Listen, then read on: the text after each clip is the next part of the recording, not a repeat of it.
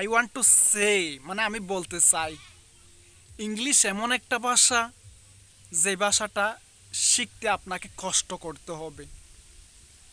আপনি আজ থেকে 10 দিন শিখেছেন, এরপর যদি আপনি 20 দিন না শিখেন, আপনার জন্য ইংলিশটা অনেক কঠিন হইয়া পড়বে।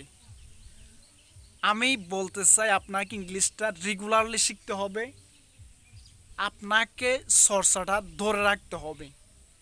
ফার্স্ট অফ অল, মানে প্রথমত আপনার জন্য অনেক ডিফিকাল্ট হবে, মানে কঠিন হবে, তবে আপনি কাল ছাড়তে পারবেন না।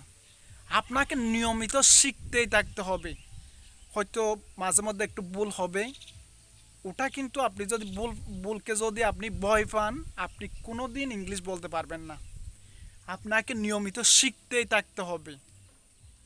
আপনি যখন শিখতে থাকবেন, ওই যে বৃষ্টির ফুটার মতো একদিন একটা একটা করে হাজার দিনে হাজারটা আপনি শিখতে পারবেন। একদিনে সব কিছু শেখাটা পসিবল না। তো শিখতে থাকেন, আস্তে ধীরে সব কিছু পারবেন।